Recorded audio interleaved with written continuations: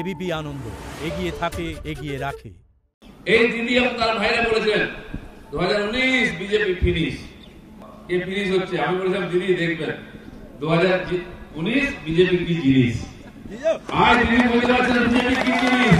গত বছর ধান সরকার মূল্য দিল 1720 টাকা, 1200 টাকার বেশি কোনো কৃষক বিক্রি করতে পারেনি।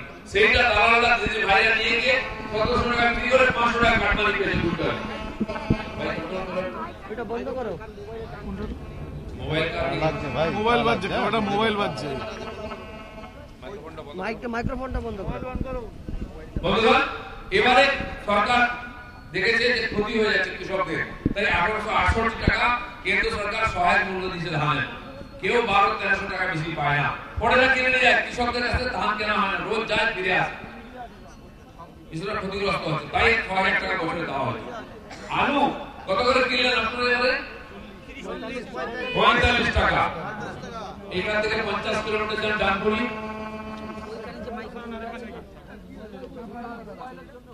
ডানপুরি, হুগলি, বর্ধমান, বাঁকুড়া, মেদিনীপুরে আলু চাষ, অর্ধেক আলু দেশের চাষ হয়। আমাদের চাষিরা গত বছর 5 টাকা কিলো বিক্রি করেছে। 4 টাকা খরচা হয়, 1 টাকা লাভ হয়, 1 কুইন্টালে 100 টাকা লাভ। সেই আলু তারাই 45 টাকা কিনেছেন, 1 কিলোতে 40 টাকা লাভ। কারা করলো? এই মাঝখানে যারা পড়ে আছে, যারা টিএমসির কার্যক্রমের প্রোগ্রামে বিরিয়ানির প্যাকেট দেয়, বড় বড় গাড়ি করে ঘোরে। এই 40 টাকা যে কাটমানি, 20 টাকা কালীঘাটে, 20 টাকা নিজের পকেটে। ধানের যে 500-600 টাকা 1 কুইন্টালে কাটমানি, 250 টাকা কালীঘাটে, 250 টাকা নিজের পকেটে। চাষিদের লুট করা হচ্ছে। আমি গত সপ্তাহে কাটোয়া গেছিলাম, পূর্বস্থলী গঙ্গার পাশে পেঁয়াজ চাষ হয়। পেঁয়াজ কত করে কিনেছেন এবারে? 80 টাকা, 90 টাকা। গত বছর এই চাষিরা আমাদের চাষ করেছিল সুন্দর পেঁয়াজ 2 টাকা 3 টাকা কিলো বিক্রি করেছে। আমি জিজ্ঞেস করলাম কত করে? দাদা 2 টাকা 3 টাকা। সুইসাইড করে চাষিরা, খরচা ওঠেনি। সেই চাষিকে 80 টাকা 90 টাকা পেঁয়াজ কিনতে হচ্ছে। কি দোষ করেছে তারা? চাষি বিক্রি করবে 3 টাকা, কিনবে 80 টাকা। আলু বিক্রি হবে 5 টাকা, কিনতে হবে 45 টাকা। এবারে আলুর বীজ ডবল দাম হয়ে গেছে।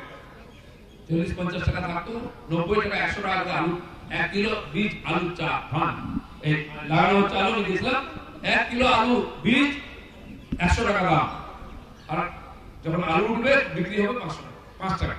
তো চাষি কিনবে 100 টাকা কিলো, খাওয়ার জন্য কিনবে 45 টাকা কিলো, বিক্রি হবে 5 টাকা কিলো। যে কোল্ড স্টোরেজ আছে, গত 12 বছরের নতুন কোল্ড স্টোরেজ তৈরি করেছে কেন করে? কোল্ড স্টোরেজ চাষিদের রাখতে দেওয়া হয় না, তাদেরকে বন্ড দেওয়া হয় না। নিয়ম হচ্ছে ধান বিক্রি করবে সে যার কাছে জমি পৌঁছায়, মানে জমির মালিক। যারা বিক্রি করছে সরকারকে, তাদের কোনো জমি নাই, তারা ফর্জি অ্যাকাউন্ট করে রেখেছে, ফ্রড, সেখানে বিক্রি হচ্ছে। চাষি পয়সা পাচ্ছে না, লুট হচ্ছে। আর লুটের একটাই কারণ, রাজনীতি, পার্টিকে চালানো, সরকার ধরে রাখা। এর পরিবর্তন দরকার আছে। দেখুন, এই কৃষি আইন হচ্ছে, কোথাও বিরোধিতা হয়নি। পশ্চিমবঙ্গে আমরা প্রত্যেক বিধানসভা মিছিল করি 10-12 হাজার লোকে, 25 লাখের বেশি লোক আমাদের মিছিলে হেঁটেছেন। দিদিমণি বিরোধিতা করতে আইনে, আমি বলছি 10,000 লোকের কলকাতায় একটা চাষিদের মিছিল করে দেখান, আপনার সঙ্গে চাষি আছে কেউ আসবে। 200 লোকের মিছিল করেছিলেন, সব দালালদের নিয়ে, যারা 1200 টাকা ধান কিনে 1700 টাকা বিক্রি করে 250 টাকা বিক্রি করে চালাতে, তারা মিছিল করেছিলেন। সারা ভারতবর্ষের চাষিরা খুশি যে এতদিন আমাদের লুট করা হচ্ছিল, শোষণ করা হচ্ছিল, আমরা বেঁচে গেলাম। কিছু পাঞ্জাবের চাষি কারা? অমরেন্দ্র সিং এরকম নেতা, 300-400 একর জায়গা আছে। আমাদের এখানে চাষিদের 3 একরও জায়গা নেই। এই বড় বড় চাষিরা সেই জমি কিছু লোককে ভাগে দেয় কন্ট্রাক্টে। আগে 1 একরের ভাড়া ছিল 15,000, এখন হচ্ছে 45,000 বছরে চাষ করার জন্য একবার। সেই বেচারারা যারা চাষ করে, তাদেরকে শীতের মধ্যে দিল্লিতে বসিয়ে দিচ্ছে, ওদের নামে জমি নেই। ওদের জমি চাষ করে, ওদের টাকায় খেয়ে ওদের দিচ্ছে, জমি পাবে না। আর ওরা যা দাম দেয় সেই দামে বিক্রি করতে হয় গম চাল। আর দিদিমণিদের কাছে এখানকার কৃষকরা নাই, তাই দিদিমণিরা সিপিএম এরা দিল্লিতে ছবি তুলতে, আরে হিম্মত থাকলে ছবি তোলো না, কিছু কৃষককে নিয়ে আসে। কৃষকদের সঙ্গে যে 2 নম্বরই করেছে তোমরা, সবচেয়ে 3 ফসলের জমি সিঙ্গুরে সিপিএম নিয়ে নিয়েছিল রেল ফ্যাক্টরির জন্য, কাটার জন্য। আর দিদিমণি সেটাকে পাথরে ছেড়ে দিলেন, ভেঙে দিলেন। 1000 একর জায়গা পড়ে আছে, চাষ হয়। আপনি যান, যখন ধান চাষ হয় চারিদিকে সবুজ, মাঝখানে কাশফুল ফুটে আছে, দিদি শাড়ির মতো সাদা। কেন? আশেপাশে হাজার হাজার একর জমি বিক্রি হয়ে গেছে। কারণ ওই বড় একটা কারখানা হবে, সহায়ক শিল্প হবে, নাট বল্টু ওয়াসার, এগুলো তো অন্য কারখানা থেকে দেয়, তৈরি হয় না ওখানে।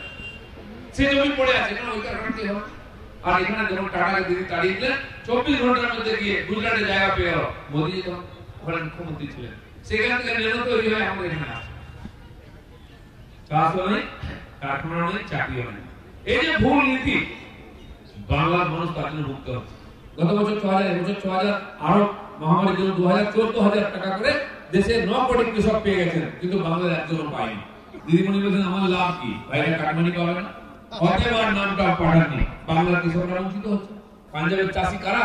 অমরেন্দ্র সিং, এরকম নেতা 300-400 একর জায়গা আছে। এই বড় বড় চাষিরা সেই জমি কিছু লোককে ভাগে দেয়, সেই বেচারারা যারা চাষ করে তাদেরকে শীতের মধ্যে দিল্লিতে বসিয়ে দিয়েছে, তাদের নামে জমি নেই। পশ্চিমবঙ্গে আমরা সেই জন্য এখানে রাজনীতি আন্দোলন করছি যে এখানে গণতন্ত্র প্রতিষ্ঠা। 1975 সাল থেকে পশ্চিমবঙ্গে গণতন্ত্র নাই। সিদ্ধার্থ ছিলেন, ইমার্জেন্সি হয়, ইন্দিরা গান্ধী আমলে সেই গণতন্ত্র গ্রহণ করা হয়েছে। বাকি দেশে গণতন্ত্র প্রতিষ্ঠা হয়েছে, নির্বাচন হচ্ছে, ভোট হচ্ছে, সরকার হচ্ছে, পঞ্চায়েত থেকে পার্লামেন্টে ভোট হচ্ছে। পশ্চিমবাংলায় ভোট হয় না, ভোটে নমিনেশন করতে দেওয়া হয় না, নমিনেশন হলে প্রচার করতে দেওয়া হয় না, প্রচার করলে ভোট দিতে হয় না। শুধু তাই নয়, ভোট দেওয়ার পরেও যেদিন ভোট গণনা হয় সেদিন ভোটকে লুট করা হয়।